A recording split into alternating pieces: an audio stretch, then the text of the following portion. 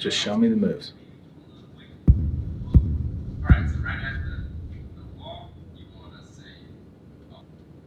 I hate this. I really hate this. Yes.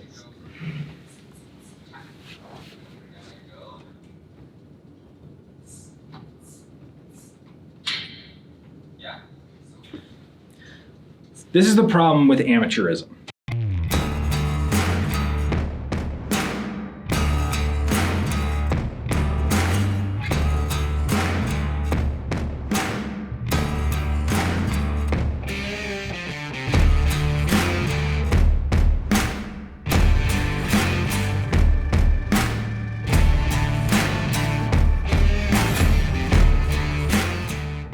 Amateurism is a plague that is affecting every industry, every art form, every profession, everything out there, and it drives me absolutely crazy because it is damaging so much opportunity, and it is distracting people away from handling their real problems and their real issues. So what is amateurism? It's not just the opposite of professionalism. Amateurism is a certain state that things exist in where they are incomplete. They are renditions of renditions. If we're talking about law firm marketing, which is great legal marketing, this is what we talk about.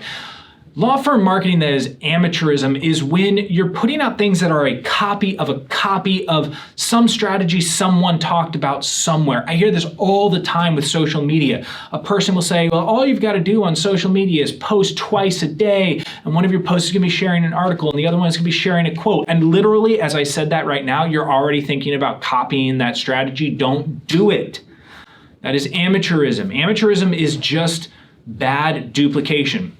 Right now, we are all suffering under the weight of TikTok, the social media application, where people are engaging in the highest, aka lowest, form of amateurism, where there are just, like I said, renditions of renditions, people copying dances, where they are trying to wrap up their attempt at dancing in some form of humor, when in fact they are hoping for positive affirmation for something that they haven't really worked on. It's not a real craft. You can get away with that crap on social media, but if you're talking about something representing your law firm, you have to get serious about this. You cannot engage consistently in amateurism. You cannot just look around and copy what that person over there is doing, because you will just end up doing the TikTok dance version of their marketing. It looks a little silly, it looks out of place, it doesn't represent you. So where is the differentiating mark here? Where is the Rubicon that we can cross to move out of the sphere of amateurism and into the sphere of an actual professional? It is in study and working on the craft.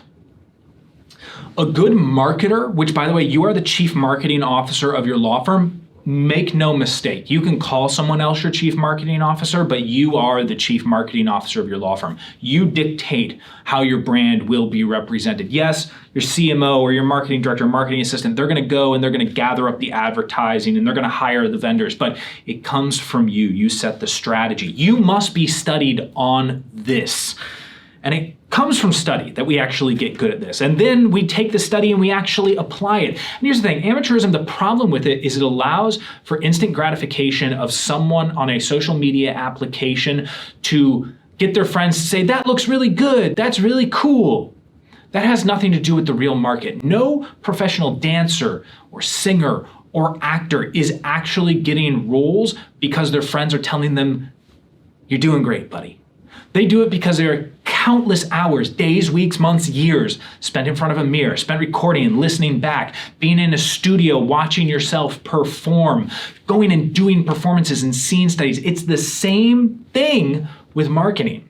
It's actually putting things out there. It's looking at a good sales letter and studying it, writing it out, but not putting it out into the world, because you don't put your copies out into the world. You don't put your imitations out there. You figure out how that came to be. If someone wanted to be a great artist right now, they wouldn't just be duplicating things on TikTok. You would first study the primary art forms. Then you would figure out what other dancers are doing, and you would do it in the privacy of a studio. Then you can go and become whatever kind of celebrity that you want to be. But the amateurism has got to stop. If you want to elevate the marketing of your law firm, you need to study. You need to take this seriously. And most importantly, and this is the toughest part, you need to hit that barrier where what you did has no effect. That's the other thing a professional ends up doing. A professional dancer will go out on the stage with an audience who has paid and suffer negative reviews and wonder whether or not they're going to be able to get their next job. The amateur on social media doesn't have to care about that. Yeah, they get their anxiety wrapped up in how many likes they're actually getting, and their emotions are controlled by a social media application, which doesn't make any worthwhile sense to me to allow that kind of emotional control from an algorithm and yet call yourself an independent free thinker. But that amateur can do whatever they want over there. The professional suffers the consequences. That may be the greatest delineating line right there. The amateur doesn't have to worry about it. The professional suffers consequences. Of course, the professional can also reap the rewards. Another big difference, because they put risk out there. They take a chance. They are doing something real, not something wrapped up in that layer of I hope for approval, but wrapped up in that layer of I've got to do my job and do it extremely well, because the only thing that really matters in the craft is the end result, that there is an audience that will pay for it, that will see it, that will hire you as an attorney. So if you want to elevate from amateur to professional, that's where it happens. By taking this seriously, by studying, by implementing, by measuring the results, by seeing how the audience reacts, and then getting better from there. Rant over.